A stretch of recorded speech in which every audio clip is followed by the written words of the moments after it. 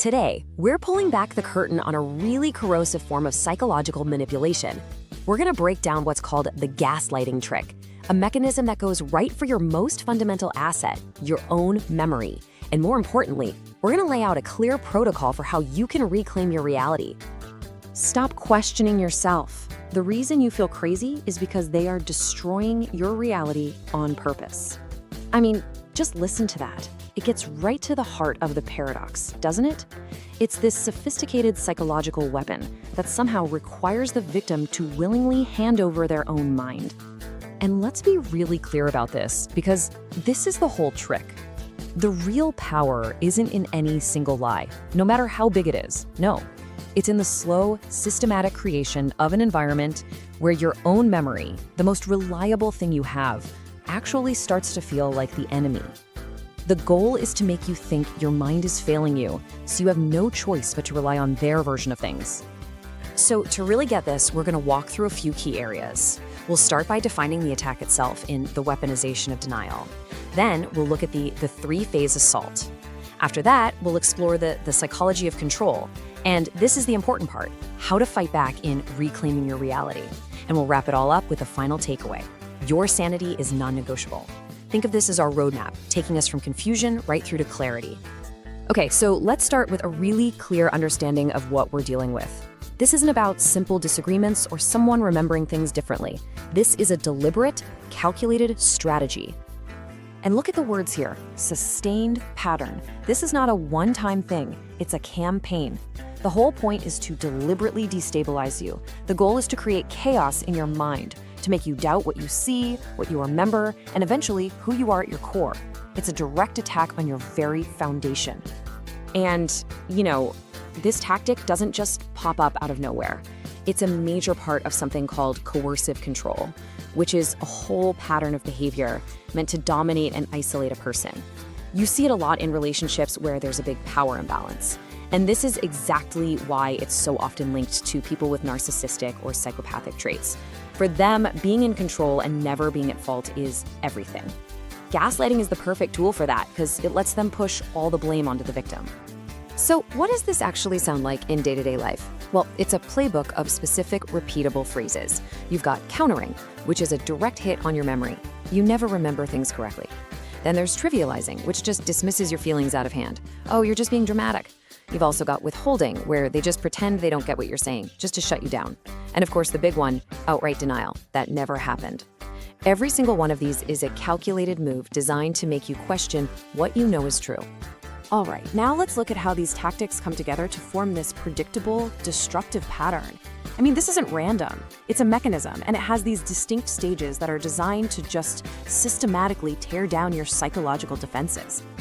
So this whole thing unfolds in three phases. It all kicks off with the incredulity phase.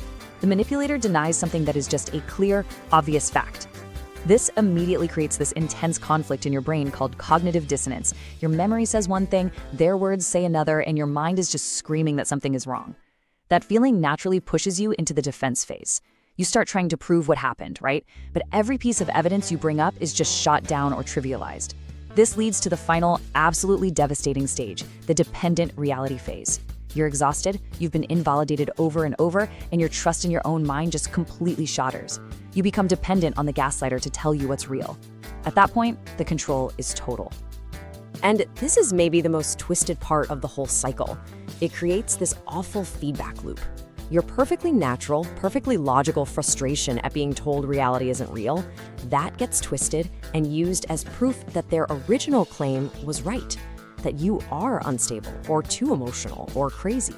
The very act of you trying to defend your own sanity is weaponized against you. So you have to wonder, why is this tactic so terrifyingly effective? I mean, what makes it work?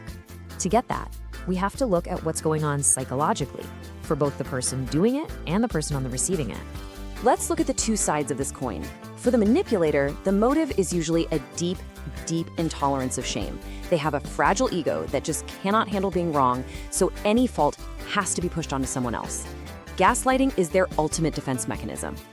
Now for the target, the vulnerability isn't some kind of weakness. It's just how our brains are wired. Our minds hate unresolved conflict.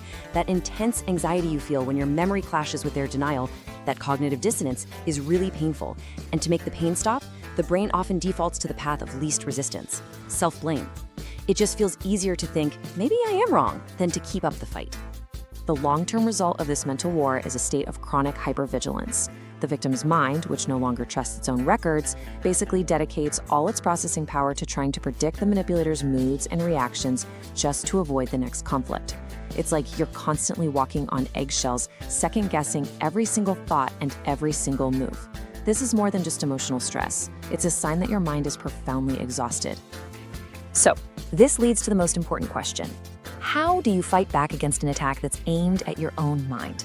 Okay, let's shift gears now from just analyzing the problem to empowering ourselves. There is a clear, actionable protocol for defense, and it all centers on one thing: re-anchoring yourself in your own reality. This protocol is all about reversing the damage to your memory. Step 1 is strategic non-engagement. Now, this is the hardest one, but it is absolutely critical. You have to refuse to debate reality. When they tell a lie, you do not engage. You don't argue. Step 2 is external reality testing. Gaslighters work by isolating you, so you have to break that isolation. Talk to trusted, objective friends or family. Just hearing someone else say, yeah, that sounds right to me, can be an incredibly powerful antidote. And finally, step 3, meticulous documentation. Keep a private, written record of conversations and events. This isn't for them, it's for you. It becomes your unshakable anchor when they try to convince you the storm isn't real.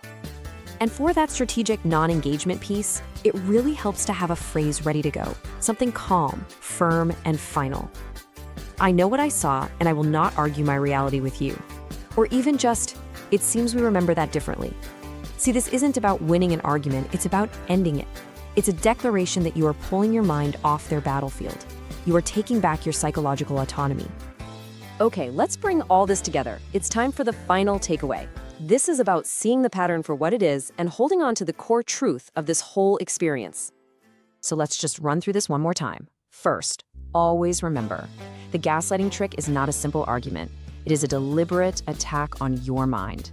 The cycle of denial and making you feel small is designed specifically to exploit your brain's natural, hardwired need to resolve conflict.